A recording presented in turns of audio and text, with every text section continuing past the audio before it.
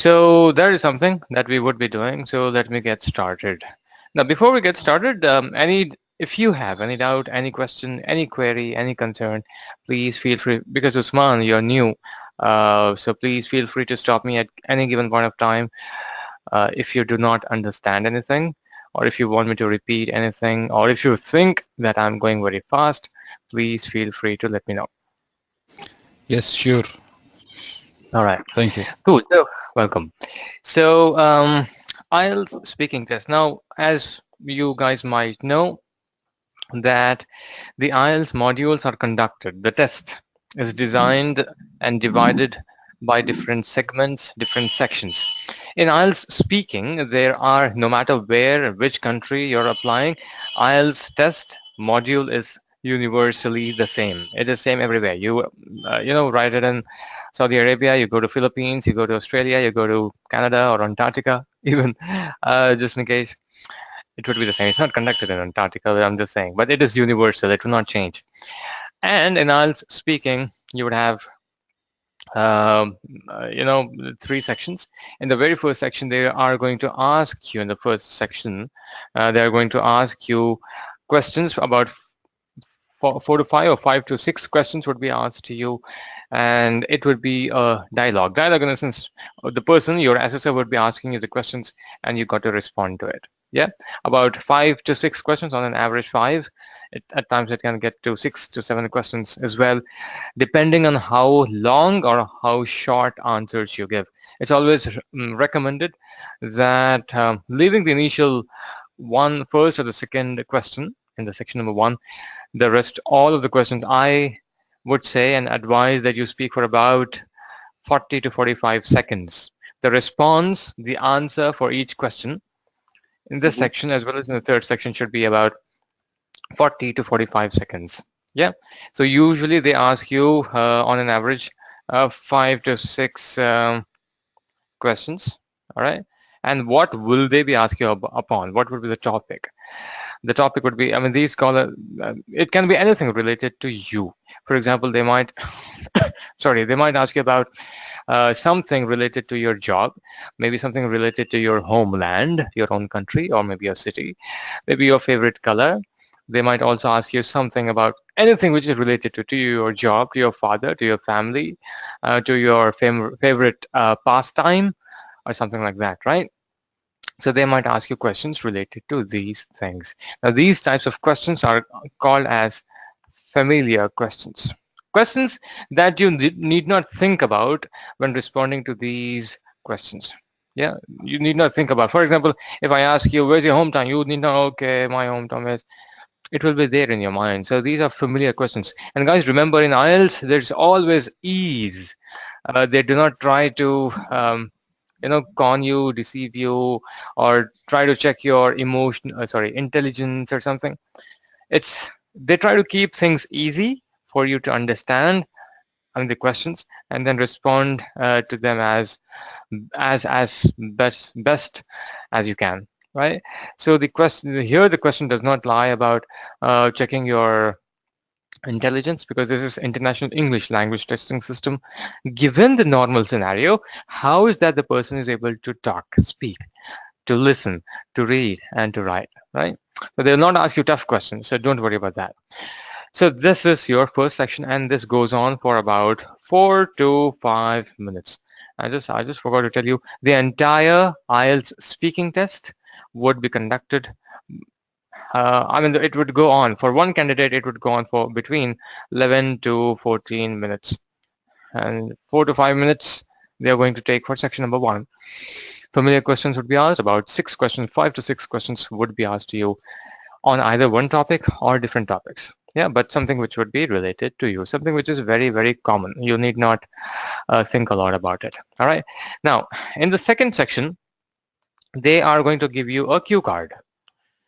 Now, cue card has a question followed by 2 to 3 or at times 4 bullet points.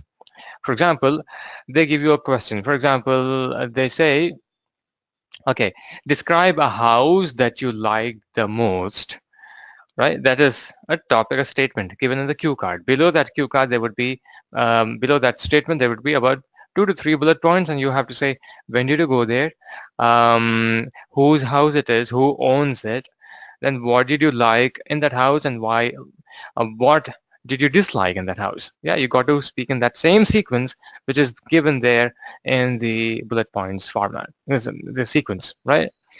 So I'm so sorry guys, just give me a minute. I have actually, okay, I just got to open my charger. Just give me a minute. Okay, I just realized that I was not sharing the screen. Okay, cool. So that's the cue card. In the cue card, you would have the question followed by your bullet points, and you have to speak in the same format as it would be given in the bullet points, and then speak significantly. Now, what happens here, they would first give the cue card. They would also give you the stationery. They would give you the paper as well as the paper or pencil, usually. You can make notes, and in order to make notes, they would give you 1 minute's time. Only in the second section is when you would have the time with the cue card, and you can write anything that might remind you about the topic when you speak after 1 minute. Yeah, so 1 minute time, utilize it. And the tip in that 1 minute is you don't have to write sentences, guys. How much will you be able to write in 1 minute's time? Yeah, and you can't just read. Yeah, you have to speak. The expectation is that you would be speaking. You cannot read, first of all. Secondly, obviously, you cannot write much. How much would you be able to write in just 1 minute's time? So write only the bullet points. And also in the bullet points, try to write only the words, not the sentences in the bullet points. So that if you can take a look at it on whatever notes that you have made on that paper, sheet of paper. It would be a small palm-sized paper, flyer sort of paper that they would be giving you. Apart from the stationery, you need not carry your pen or paper. They would give you. So write only those words which would remind you about something related to the topic when you start speaking after 1 minute. So start speaking after 1 minute. They will tell you, okay, Mr. Aleem, get started. So Aleem has to get started. And in the instructions, they would say you have to speak for about 1 to 2 minutes. But I would say it's always better to consider minimum amount of time that you have to speak in here in the section as 1.5 minutes, and maximum for 2 minutes. And don't worry about the end. They would stop you, and if they stop you at any given point of time in IELTS speaking test, don't take it negatively. Don't think that if they are stopping you, that you are performing bad. It's nothing like that. They would stop you, they would cut you short only in order to maintain the time management. In order to maintain time, they would do that. So ensure that you speak significantly, and at the end of today's session, I'm going to give you some tips so that no matter what topic is given to you, you would still be able to speak and elaborate more, speak considerably more. See, most of us Easterners, people living in the eastern part of the hemisphere of the earth, most of us are very introverts, which means we do not speak more. I'm not generalizing anybody, but especially here in South India, that's the scenario. I'm not very sure about Saudi Arabia. My brother stays there, but never spoke about how the Saudis or the Arabs are. I cannot say that, but in most way, but when we are speaking a different language, so obviously we would tend to speak little less. I'm not telling you to be to say anything that comes to your mind, but you have to speak significantly. You have to talk about different things. You have to be logical, and then you have to make sense about whatever you say. That's what I mean. Yeah. So that's your second section. Yeah, Uthman. Yes, Muhammad. I think also here in Saudi, same in the Eastern, all we have the same feeling. I see. Mr. Muhammad, I need to ask in section 2, cue card. They will ask us questions about topic they will say, or it's random, or how is it? See what happens, Usman, is they would have a book. The assessors are given with a book. They are given a book by British Council. British Council, to which they work as an employee, they have a book. Now, what they just do is, on each paper, they would have a cue card, one cue card on one paper. So they'll just turn any page number 42, just open it, page 42, just open it, page 13. Yeah, Mr. Azhar appearing at just open it randomly, and then page number 35, some cue card, they would give it to you. Yeah, because they are not concerned about which cue card they have to give you. They'll just give it to you very randomly. They would have a set of cue cards in the form of spiral binded, book that might have about 100 or 200 cue cards in it. Yeah, so it is going to be, they would give you, and then they'll just turn it, and then they would give it to you stating this is your cue card. You would have to read it, and they would also give you palm-sized paper and a pencil. You got to make notes. Yeah, then they will give you 1 minute's time so that you can make notes. Yeah, after that 1 minute's time, they'll have the timer, the digital timer with them, and then they would say, okay, after the completion of 1 minute, they would say, okay, Uthman, please get started. Please start speaking. And then you would have to speak for at least 2 minutes. Try to speak I'm sorry, till 2 minutes. I'm sorry. Yeah, 2 minutes. Let them stop. If they stop you, it's okay. If they stop you, does not mean that you're doing bad in speaking or you would get less points. There's nothing like that. Yeah, Uthman, does that answer your question? Yes, absolutely. All right, cool, perfect. So that's your second section. And second section goes on for about 3 to 4 minutes. Now the third section now. Here you would be asked, they will ask you abstract questions. Okay, abstract questions means those questions which have been taken from something. Now, from where have they taken these abstract questions from? They would take the questions from the cue card.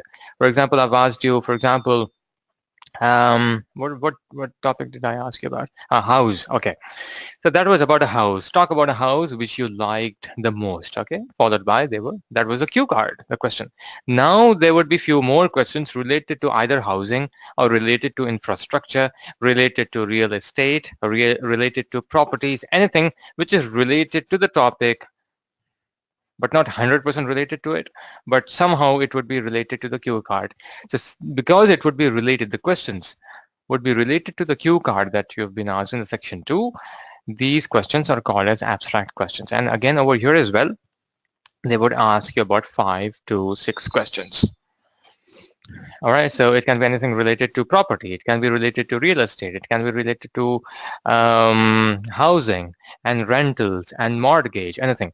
Because I've given you an example of you liking some house. Okay, they might also talk about the paints of the house, anything which is related to the topic of the cue card. Right, I will give you the examples. I'll share with you, especially Uthman, the material today, and you were to get a glimpse of what sort of questions would you be asked.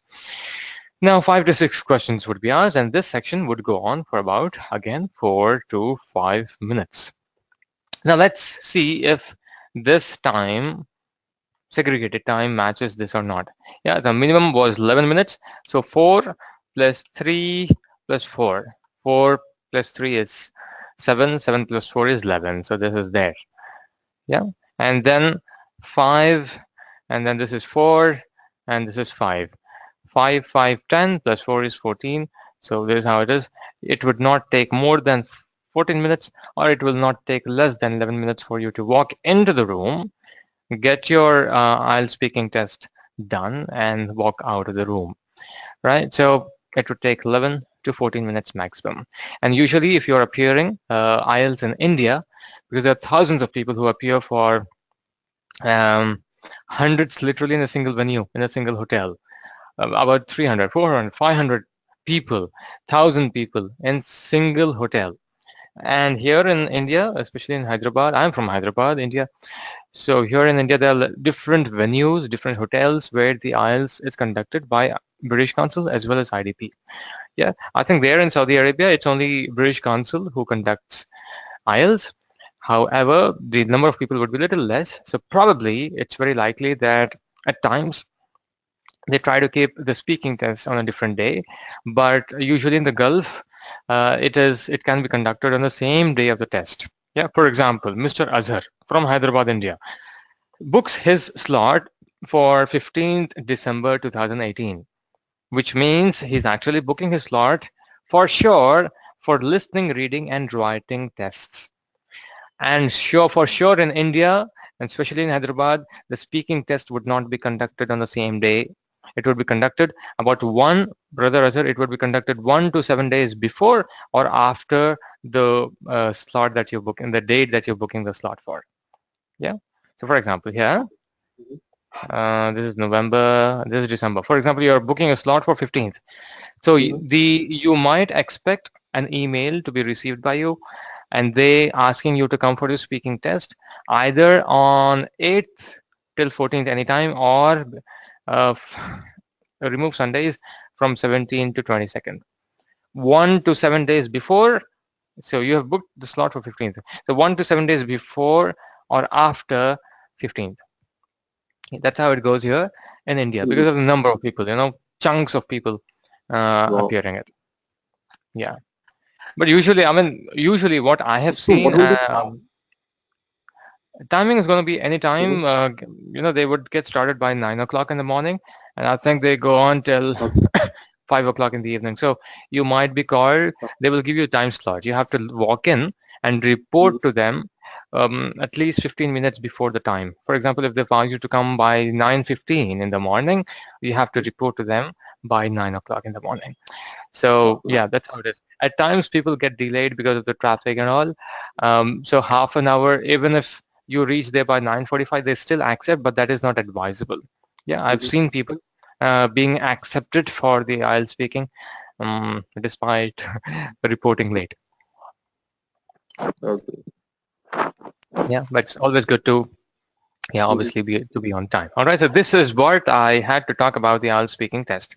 Now, what are the different parameters on which you would be gauged, on which your English in the speaking test would be counted for? The first thing is your grammar. Now, in grammar, there are many things in grammar. People make a lot of mistakes in grammar. Now, what sort of things, for example, your tenses, are you using your tenses properly or not?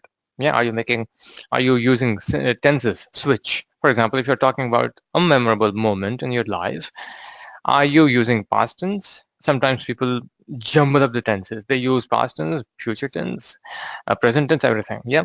So those sort of mistakes, if you commit, they dog you down in grammar. Now they do not have this sort of a what do you call, a count, wherein they would say if you make so many mistakes in tenses, if you make so many mistakes in grammar, you will get dogged down this much, these many points. No, because how they cannot say that. All right, because few things which are not acceptable, which would be considered wrong in one country, may not be the case in the another country. For example, let me also the second I'm sorry, the second one is pronunciation. Now pronunciation changes from location to location, from country to country, right? For example, Arabs, for example, brother Usman. Brother Usman, his native language is Arabic, I presume, and then in Arabic they don't have t. In Hindi and Urdu we have t. So we can say tiger, right? So but for Arabs, they do not say tiger, they say tiger, right? So these things would be treated as exceptions and would not be considered as mistakes. So that's why they do not have a specific parameter on which they can say that if you make 10 mistakes in pronunciation, then you would get so many points. If you take 20 mistakes, you would get 7. You make 25, you'll get 6.5 out of 9 bands. They cannot come up with that sort of a word count because IELTS is being conducted in more than 140 countries.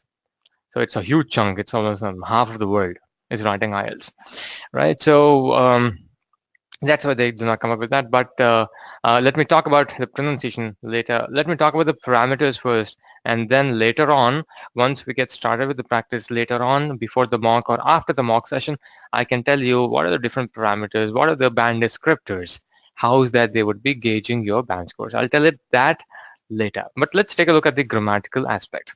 In grammar, people also make mistakes in prepositions. Yeah?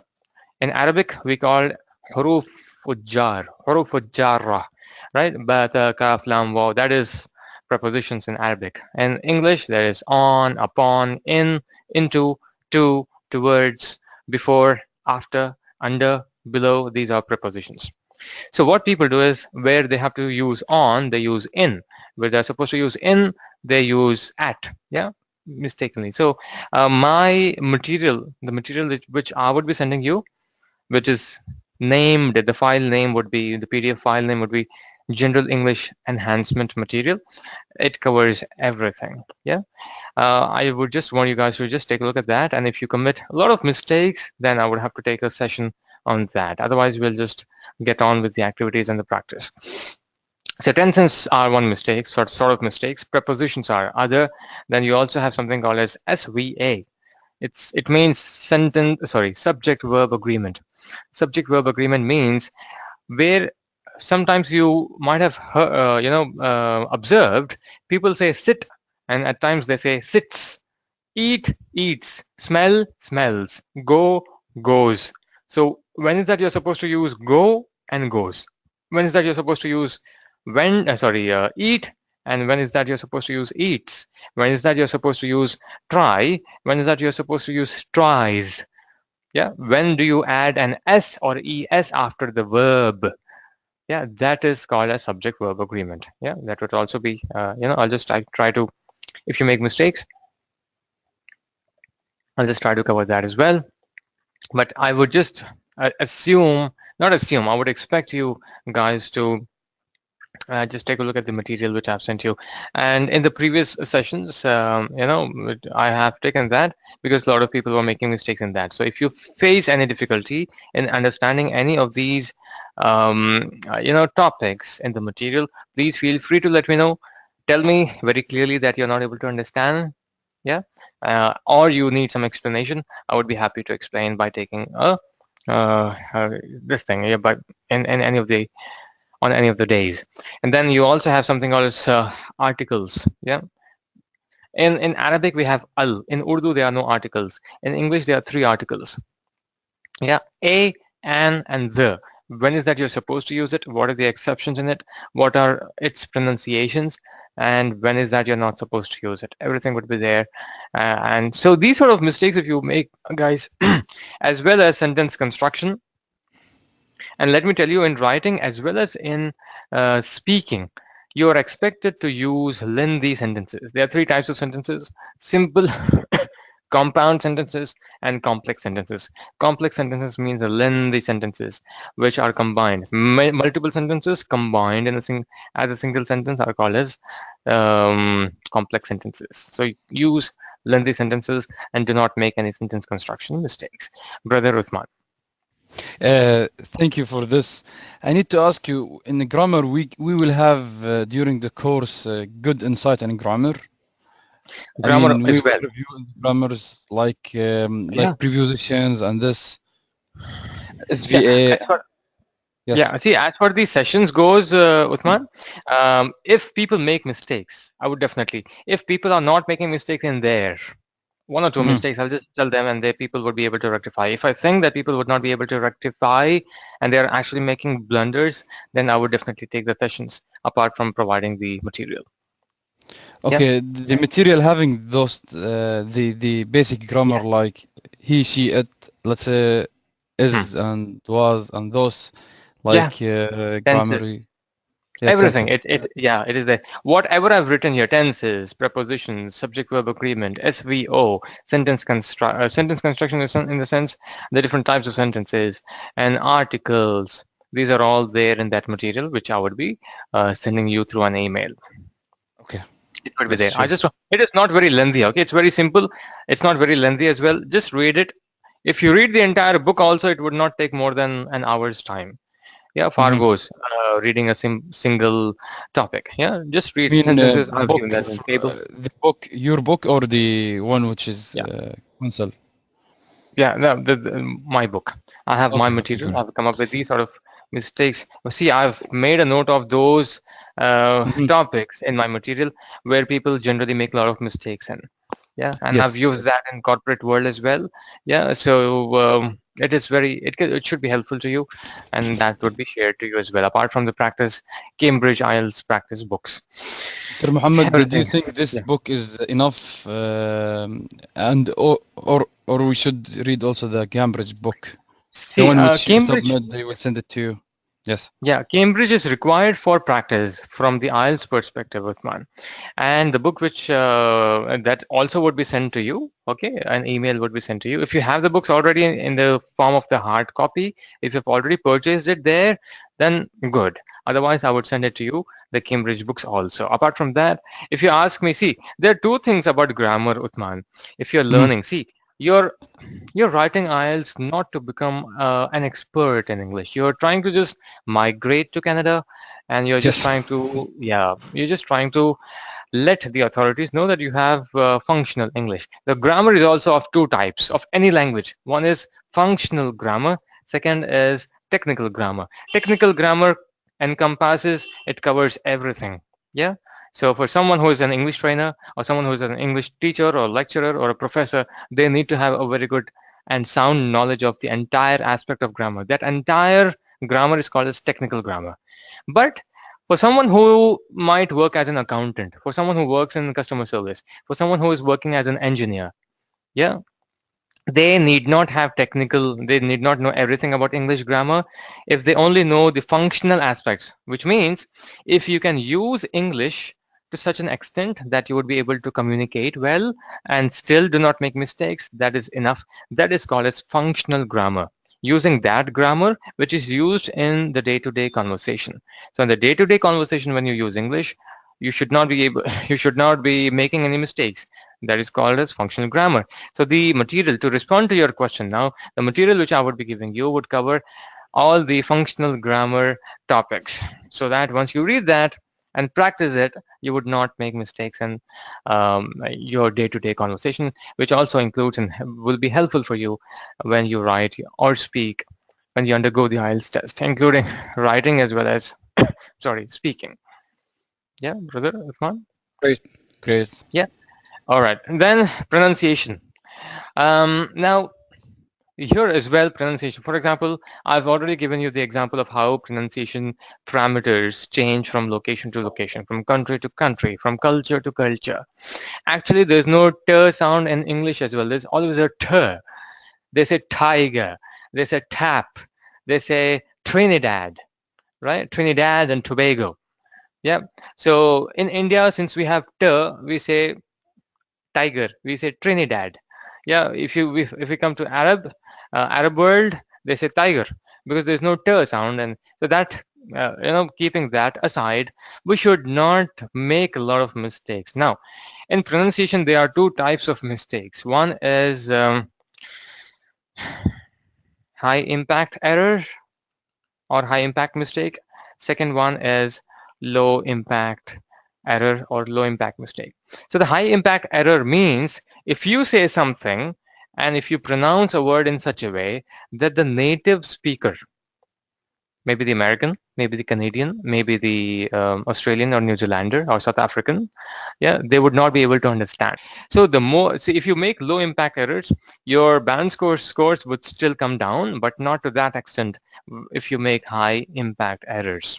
Yeah, I'll also talk about this little later, but just ensure, so when you speak, for example, when we do the practice for IELTS speaking, and when you speak, I would definitely give you the feedback as to where is that you went wrong and what is the right pronunciation for that particular word which you did not pronounce well.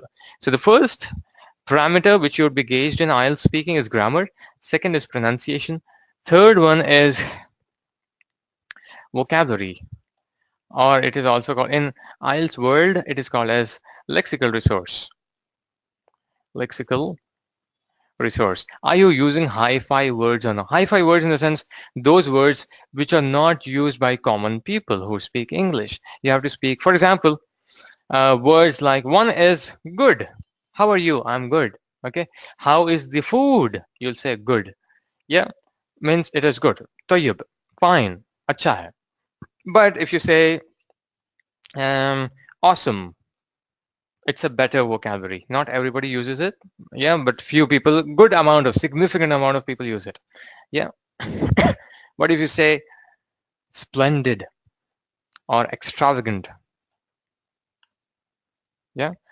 Um, so if these words are called as the Normally you can call it as hi-fi words, hi-fi in the sense very good words, looks very good English, right? But here actually it means those words which people do not have a lot of information or do not know its meaning, and it is not very much used, but is correct. Yeah, it is a part of English dictionary, and the usage is also correct, but not many people use it. Yeah, so you have to use these sort of words. The more, even if you use, guys, even if you use about 5 to 6 hi-fi words, these are the categories. Okay, so this good, the word good is called as tier 1 word, which means everybody knows it. Yeah, good means even if children going to school, the little ones, okay, even they would know the meanings of it. That is tier 1 word in English category, step 1, level 1. Awesome, the children or the students in the lower classes, like the first primary levels classes, they would not know it. Awesome, right? The word awesome, they would not know the meanings of it. And I'm talking especially from the Indian and the Arab perspective. I'm not saying that from the perspective of America or Canada, where English is a native language for them, right? I'm saying from especially the eastern part of the world. So awesome can be those words which the primary school students may not know its meaning, right? So that is called as tier 2 words. And then these words which not everybody would about 10 to 15 or probably 20% people might know its meaning. In the English speaking, non-English speaking countries, these words are called as tier 3. So the more tier 3 words you use, the better in English. But when you're using it, you must use it quite accurately. Yeah, you must not make a grammatical error over there. That is your vocabulary. Yeah, or lexical resource. And the fourth one is your cohesion and coherence. What do I mean? If somebody asks you something about, to say something, for example, to talk about that home in the cue card, okay? Now, coherence means the system, the sequence that you're following. Are you following the sequence or not? Are you being logical or not? For example, if you've been told to talk about the history of America, then are you talking in sequence or not? What happened in the 16th century? So you'll talk from 16th to 21st century. You can't get, if you're talking, and if been told to talk about 16th, between 16th to 21st century, you can't get started by talking about 18th century, right? So that is wrong coherence. Coherence means the sequence. And how is that you're framing your answers? Is it logical or not as well at times, right? That is coherence. Cohesion means how is that you're linking one sentence in the speech with the another sentence using, uh, is there any linkage between the prior sentence and the succeeding sentence, right? For example, let me give you the example of coherence and cohesion. Coherence is something like the bricks. Yeah, for example, if you're building a wall, okay, coherence is something like bricks. Yeah, and cohesion is something like the paste, the cement paste that you put in between for the adhesiveness. Yeah, you are actually linking one brick with the another brick with that material, with that cement paste. Yeah, so cohesion is nothing but the words which people use, like, however, and, moreover, hence, but, if. Apart from that, I'll give you also the list of the cohesive devices, the cohesion devices, words. You have to use it in order to be more cohesive, and then ensure that you speak in systematically. There should not be any repetition about whatever you said. I'm not just talking about the repetition of the sentences. I'm also saying you might use some other sentence but convey the same thing. That is also considered as a repetition. For example, if I say, I was going to Bangalore, I was going to Jeddah when I met my first best friend of my life. I was actually heading towards Jeddah. So heading towards Jeddah and going to Jeddah is a repetition, right? So not just the repetition of the sentences, but repetition of the same thing, something which means the same. That is also called as repetition.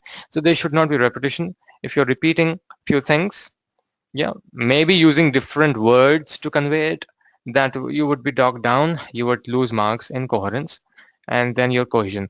And coherent, sorry, if the say cohesion and coherence, your fluency is also a part of your cohesion and coherence. What do I mean by fluency? Fluency means the rate of speech. Are you speaking very fast? Are you speaking very slow? When I say slow, it's not from the volume perspective, but from the words, number of words coming out of your mouth. Are you using a lot of words when you're speaking? A lot of words in the sense, are you speaking very fast or are you speaking very slow? Right? Not from the volume perspective. Then are you stopping in between? That is also fluency. For example, if you an inappropriate pauses, if you give, that would also impact your fluency, and as such, you would be docked down in cohesion and coherence. Right? So everything, all of these things come into picture. These are the only four parameters on which you would be gauged in IELTS speaking test. Right, guys? So this is what I had to tell you about the IELTS speaking test for the day.